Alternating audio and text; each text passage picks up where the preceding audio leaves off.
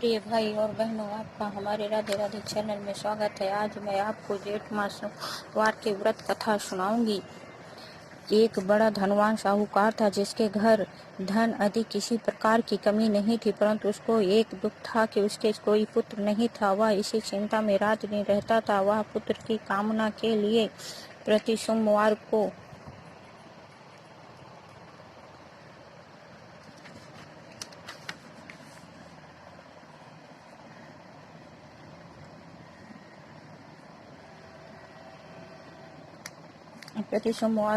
शिव जी का व्रत और पूजन किया करता था। समय काल को शिव मंदिर में जाकर शिव जी के श्री विग्रह के सामने दीपक जलाया करता था। उसके इस भक्ति भाव को देखकर एक समय श्री पार्वती जी ने शिव जी महाराज से कहा कि महाराज, यह साहूकार आपका अन्य भक्त है और सदैव आपका व्रत और पूजन बड़ी श्रद्धा से करता है। इसकी मनोकामना पूर्ण करनी चाहिए। शिव जी ने कहा, हे पार्वती, यह संसार कर्म क्षेत्र है। जैसे कि किसान खेत में जैसा बीज बोता है वैसा ही फल काटता है, इसी तरह इस संसार में जो जैसा कर्म करते हैं वैसा फल भोगते हैं। पार्वती जी ने अंतर्ग्राहक से कहा, महाराज, अब जब यह आपका अन्य भक्त है जो और इसको अगर किसी प्रकार का दुख है तो आपको अवश्य दूर करना चाहिए, क्योंकि आप सदैव अपने भक्तों पर दयालु होते हैं और इनके दुखों को दूर करते हैं। यदि आप ऐसा नहीं करेंगे तो मनुष्य आपकी सेवा तथा व्रत क्यों करेंगे। पार्वती जी का ऐसा ग्रह देखकर शिव जी महाराज कहने लगे, पार्वती, इसके कोई पुत्र नहीं है। इसी चिंता में यह अति दुखी रहता है। इसके भाग में पुत्र न होने पर भी मैं इसको पुत्र की प्राप्ति का वर देता हूँ, परंतु यह पुत्र केवल 12 वर्ष तक जीवित रहेगा। इसके पश्चात वह मृत्यु को प्राप्त हो जाएगा। इससे अधिक मैं और कुछ नहीं इसके लिए नहीं कर सकता। ये सब बातें साहूकार सुन रहा था। इससे उसको बहुत ना कुछ प्रसन्नता हुई और ना ही कुछ दुख हुआ। वह पहले जैसा ही शिव जी महाराज का व्रत और पूजन करता रहा। कुछ काल व्यतीत हो जाने पर साहूकार की स्त्री गर्भवती हुई और 10वें महीने उसके गर्भ से अति सुंदर पुत्र की प्राप्ति हुई। साहूकार के घर बहुत खुशी मनाई गई, परंतु साहूकार ने उसकी केवल 12 वर्ष की आयु जान कोई अधिक प्रसन्नता प्रकट नहीं की और न ही किसी को भेद ही बताया। जब वह बालक 11 वर्ष का हो गया तो उस बालक की माता ने उसके पिता से विवाह आदि के लिए कहा, तो वह साहूकार कहने लगा, अभी मैं इसका विवाह नहीं कराऊंगा, अपने पुत्र को काशी से जी पढ़ने के लिए भेजूंगा। फिर साहूकार ने अपने साले को बुलाया, उसको बहुत सा धन देकर कहा, तुम इस बालक को काशी जी पढ़ने के लिए ले जाओ और रास्ते में जिस स्थान पर भी जाओ यज्ञ करते और ब्राह्मणों को भोजन कराते जाओ। वे दोनों मामा भांजे यह करते और ब्राह्मणों को भोजन कराते जा रहे थे। रास्ते में उनका एक शहर पड़ा। उस शहर में राजा की कन्या का विवाह था और दूसरे राजा का लड़का जो विवाह कराने के लिए बारात लेकर गया था वह एक आंख से काना था। उसके पिता को इस बात की बड़ी चिंता थी कि कहीं वर को देख कन्या के माता पिता विवाह में किसी प्रकार की अड़चन पैदा न कर दें। इस कारण जब उसने अति सुंदर सेठ के लड़के को देखा तो मन विचार किया कि क्यों न दरवाजे के समय इस लड़के से वर का काम चलाया जाए। ऐसा विचार कर वर के पिता ने उस लड़के के मामा से बात की तो वह राजा राजी हो गए। फिर उस लड़के को वर के कपड़े पहना तथा घोड़ी पर चढ़ा दरवाजे पर ले गए और सब कार्य प्रसन्नता से पूर्ण हो गए। फिर वह के पिता ने सोचा कि यदि विवाह कार्य भी इसी लड़के से करा लिया जाए तो क्या बुराई है।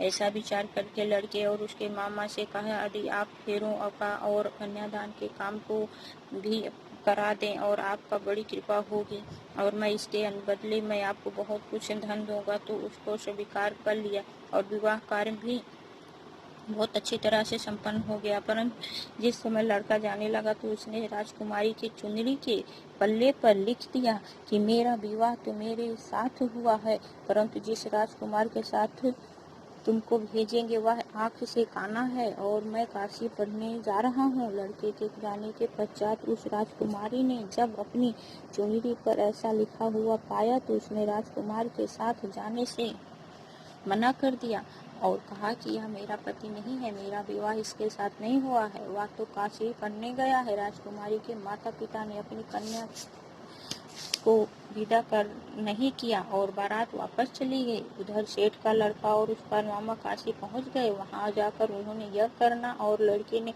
पढ़ना शुरू कर दिया। जब लड़के की आयु 12 साल की हो गई तो उस दिन उन्होंने यज्ञ रचा रखा था कि लड़के ने अपने मामा से कहा, मामा जी आज मेरी तबीयत कुछ ठीक नहीं है। मामा ने कहा, अंदर जाकर सो जाओ। लड़का अंदर जाकर सो गया और थोड़ी देर में उसके प्राण निकल गए। जब उसके मामा ने आकर देखा कि वह मुर्दा पड़ा है, यह देख उसको बड़ा दुख हुआ और उसने सोचा कि अगर मैं अभी रोना पीटना मचा दूंगा तो यज्ञ का कार्य अधूरा रह जाएगा। अतः उसने जल्दी से यज्ञ कार्य समाप्त कर ब्राह्मणों के जाने के बाद रोना पीटना आरंभ कर दिया।